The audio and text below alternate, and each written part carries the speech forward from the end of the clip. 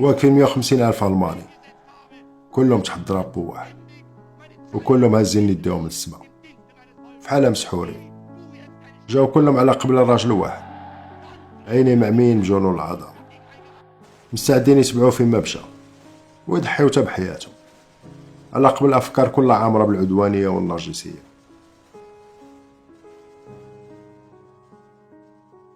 أفكار نابعة من راجل عاش الذل والعذاب في صغره، وعطى راسو العهد باش ينتقم واحد النهار من المسؤولين كاملين اللي كانوا السبب من التحول ديالو من إنسان عنده أحاسيس ومنغمس في الفن لوحش اللي غادي يقتل أكثر من 60 مليون ديال البشر. هذا الراجل سميتو أدولف هتلر، الخطابات ديالو جديدة ما تتشبه حتى شي ديكتاتور، كلها كراهية وتعصب، وواخا هكا كيتبعوه بزاف ديال الناس، وغيتسبب في وحدة من أكبر الحروب اللي عرفها التاريخ.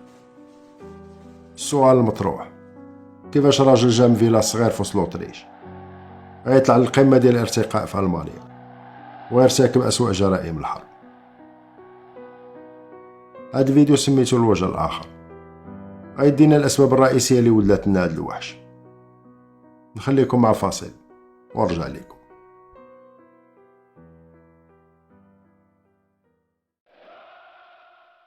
سبونسور هذا الفيديو غيكون هو ونكسبت. ونكسبت واحد لابلاتفورم تخليك ترى الفروق المفضله ديالك ولا الفروق اللي متابعه وكلشي بالتليفون، وبيان سور خاص تكون واحد الانسان مولف تيكوت الماتشات.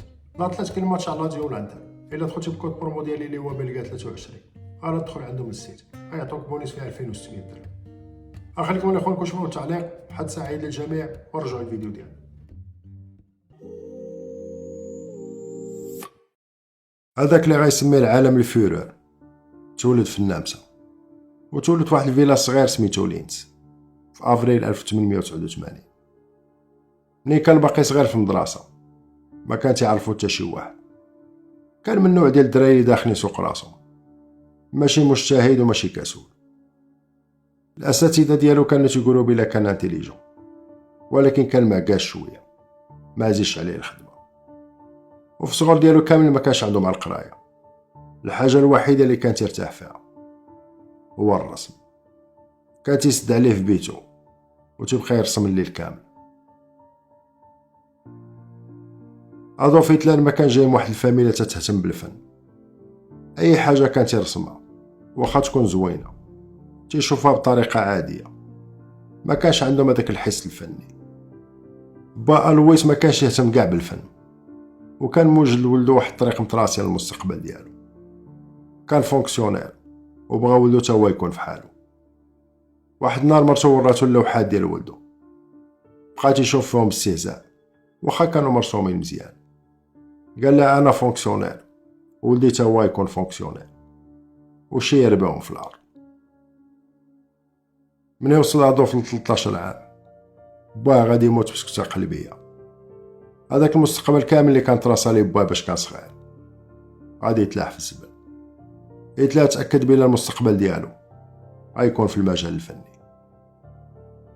في 1907 أدولف يدير 18 عام، أول مرة غيتفارق مع العائلة ديالو ويخوي الفيلاج اللي تولد فيه. الواجهة كانت بعيدة 200 كيلومتر على لينز، كانت العاصمة ديال لوطريش فيينا.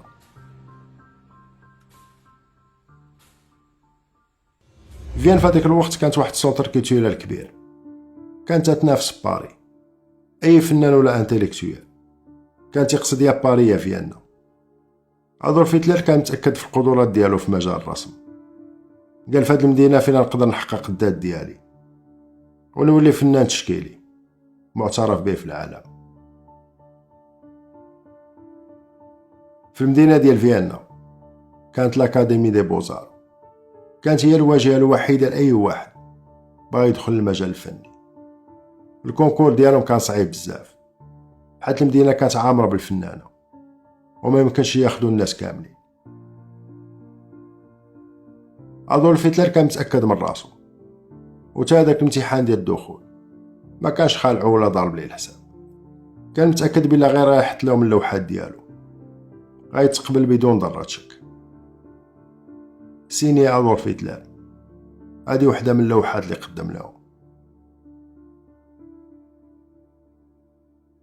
المسؤولين على الأكاديمي ما هزوش حاجب واحد، قالوا لي هادشي مرسوم مزيان ولكن ما فيش حس ديال الابداع. قالوا لي نزل الزنقه غادي تلقى بزاف ديال الناس يرسموا في الشارع، يقدروا يرسموا لك طابلوات بحال هادو. بقى ادولف هتلر واقف قدامهم مصدوم، حس بحال خشاو فيه شي بوانيار في ظهرو، وريبوا لي الاحلام كامله اللي كان بني عليها المستقبل ديالو. من بعد في الكتاب ديال ماين كامف ولا كفاحي بالعربيه غايدوي على هاد النهار، غايقول كان اسوء نهار في حياتي، وهادوك الناس ديال الاكاديمي ما عرفوش يديروا تقييم للخدمه ديالي. بين مزدوجتين الخوت، هادوك الربعه اللي كانوا في لي جوري ديال الاكاديمي دي بوزار كانوا يهود.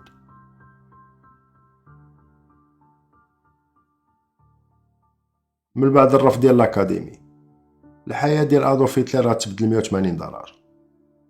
قرر يبقى في فيينا ولكن دخل في اكتئاب كبير وما بقاش يخرج من هذيك الشومبره الصغيره اللي كان كاري، وقطع حتى العلاقات ديالو مع عائلته، ما بغا يتقاسم الفشل ديالو مع حتى شي واحد.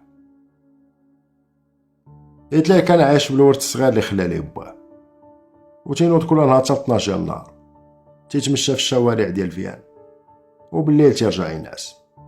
حتى الهوايه ديال الرسم اللي كان بلي بها ما بقاش عنده المورال ليها.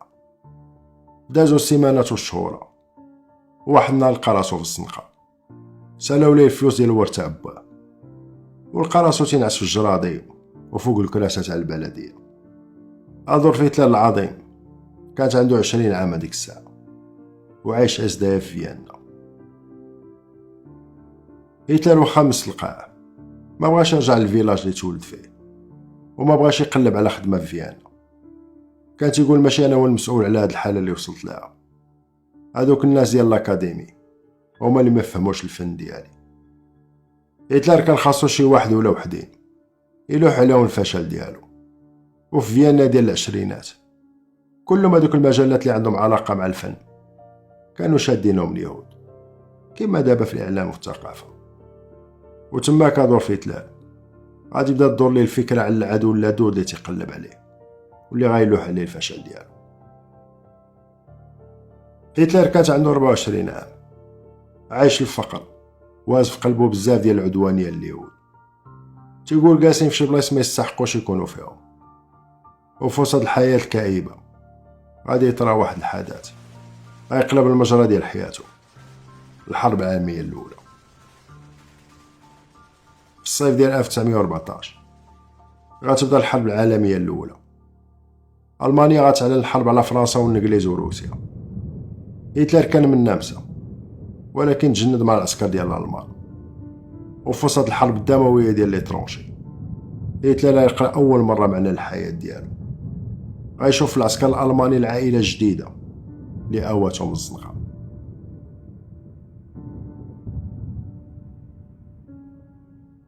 ملي سالت الحرب العالميه الاولى العسكر ديال الالمان غادي يتوج هتلر بلا كروا دفير، كانت اكبر ديستانكسيون عند الالمي المون، واول مره هتلر غيفتخر براسو وغيحس بشي جهه احترمت الخدمه ديالو وعطات هذاك التقييم تا تستاهل. هذيك لاكروا يبقى معلقه حياته كامله، وتا منين غيلبس الزي ديال الفيورر غتكون ديما موجوده في وسط دوك لي ديستانكسيون كاملين اللي كان معلق.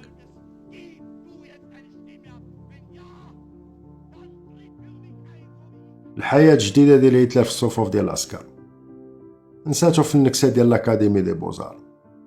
لقى تماك عائله جديده تيقدروا على المجهودات اللي تيدير، ولكن هاد الفرحه ما غاديش تدوم، حيت في 11 نوفمبر 1918 غتسالي الحرب العالميه الاولى والالمان غتسيني الارميستيس.